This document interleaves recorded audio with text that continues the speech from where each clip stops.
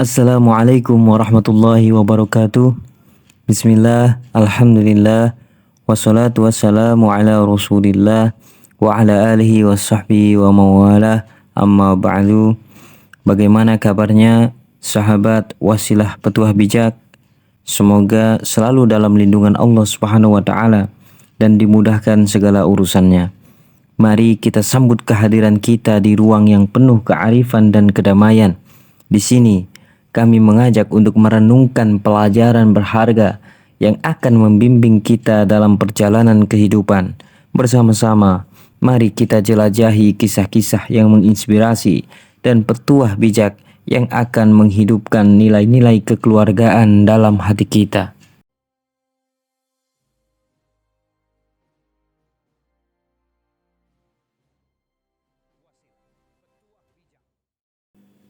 Antara besar dan kecil, bagaimana pendapat Anda mengenai konsep besar dan kecil?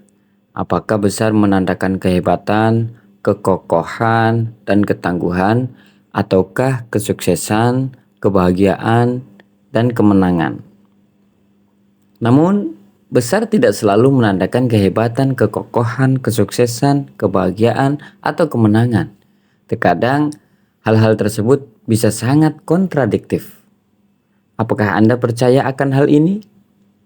Saya ingat sebuah kisah yang sangat menyentuh mengenai makna besar dan kecil. Pernahkah kita mempertimbangkan bahwa tindakan kecil bisa menjadi beban amal kita? Kadang-kadang kita bahkan tidak menganggapnya sebagai amal kebaikan.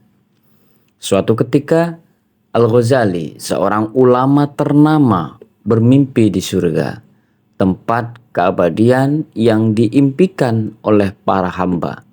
Di sana segala kenikmatan tanpa lelah atau kepenatan terdapat. Allah Subhanahu wa taala memilihnya sebagai penghuni surga yang indah.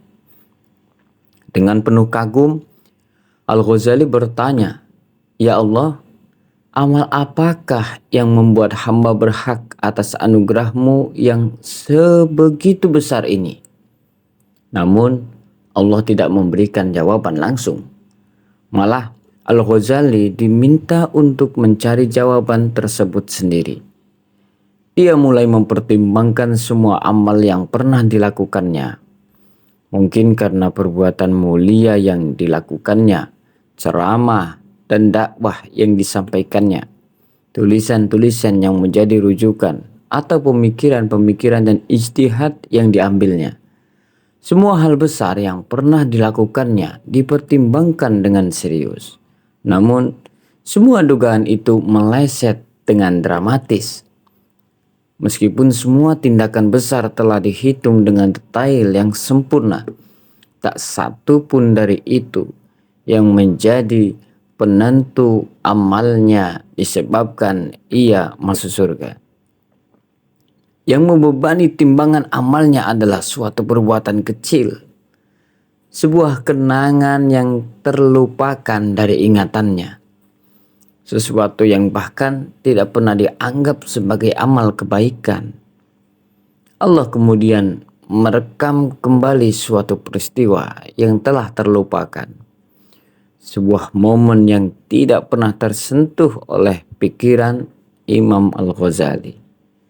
Pada suatu waktu, Al-Ghazali bersiap untuk pergi ke tempat tujuannya. Namun, dia teringat akan suatu ilmu dan ingin mencatatnya. Dengan cepat, dia bangkit, mengambil air wudhu dengan semangat yang menyala-nyala untuk mencatat hal yang penting tersebut. Setelah semua persiapan selesai, dia menuju meja untuk menulis. Namun, dia melihat seekor lalat yang sedang membersihkan diri di tepi wadah tinta. Dia pun menunggu dengan sabar sampai lalat itu selesai. Siapa yang akan menyangka bahwa tindakan sederhana itu akan menjadi penentu timbangan amalnya di hari pembalasan? Itulah keajaiban Allah yang Maha Penyayang, Maha Adil, dan yang peneliti yang maha mendalam. Benarlah firman Allah, dan barang siapa yang melakukan kebaikan sebesar zarah pun, dia akan melihatnya, melihat balasannya. Quran Surat Al-Zalzalah ayat 7. Pertanyaannya adalah, apakah kita masih berhak mengabaikan kebaikan-kebaikan kecil setelah ini? Kita sering terjerat dalam perangkap kuantitas, terpaku pada pikiran-pikiran besar. Kita merajut rencana-rencana spektakuler untuk mengubah dunia. Terobsesi dengan inovasi-inovasi revolusioner. Dan terus-menerus membahas isu-isu berat yang terkadang tak menyentuh kehidupan sehari-hari masyarakat. Namun, kita melupakan bahwa tindakan-tindakan kecil sehari-hari memiliki nilai yang besar. Mulai dari kebiasaan sederhana seperti membuang sampah pada tempatnya, menghemat listrik dan air, dan tindakan-tindakan lainnya yang nampak remeh, namun memiliki dampak besar jika dilakukan secara kolektif. Kita seringkali terlalu Al-Quran merujuk pada golongan yang kecil dan jarang. Hanya sedikit manusia yang benar-benar mampu merenung dan memahami. Mereka yang berpikir, meskipun diberi karunia akal dan pengetahuan, hanya sedikit yang benar-benar mampu menggali hakikat di baliknya. Kebanyakan terperangkap dalam ilusi dan tipuan. Lalu, hanya sedikit dari umat yang benar-benar bersyukur. Sedikit dari hamba-hambaku yang bersyukur, sebagaimana firman-Nya. Meskipun dihadapkan pada kekayaan berlimpah, kekuasaan yang melimpah, dan berbagai kemudahan, namun tak semua mampu untuk bersyukur. Syukur bukanlah tentang besarnya harta atau banyaknya nikmat, melainkan kerelaan hati menerima segala ketetapannya dan merasa cukup dengan apa yang diberikannya, tanpa mengharapkan lebih dari yang diperlukan. Jangan pernah meremehkan kekuatan golongan yang kecil. Terbukti, seringkali kelompok kecil mampu mengalahkan yang lebih besar dalam jumlah. Ketika kehendaknya berbicara, tak ada yang dapat menghalangi. Cukuplah kita lihat dalam sejarah dan kisah para orang soleh terdahulu untuk memahami hal ini. Di dalam perang Badar, pasukan Nabi hanya terdiri dari 313 orang, dengan 82 orang dari Muhajirin, 61 orang dari Aus, dan 170 orang dari Khazraj. Meskipun jumlahnya sedikit, mereka hanya memiliki 2 ekor kuda dan 70 ekor unta, di mana 1 ekor unta bisa dinaiki oleh 2 hingga 3 orang, serta pelengkapan yang minim.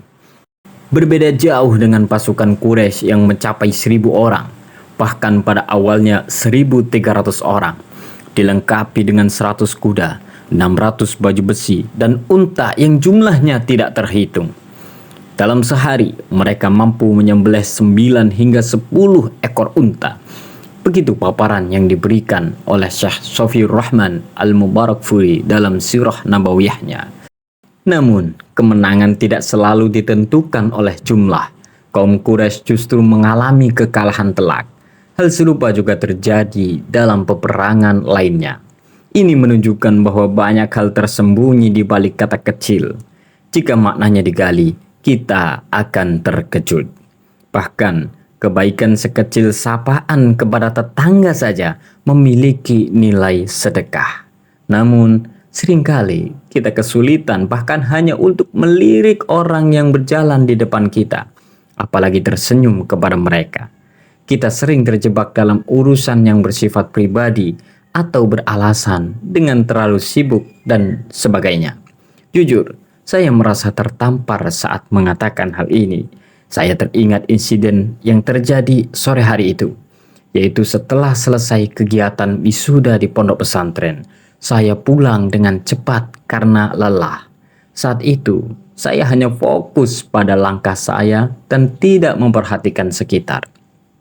Keesokan harinya, ketika saya membeli jajanan dari penjual langganan, Dia menyampaikan bahwa kemarin saya dipanggil, namun tidak meresponnya.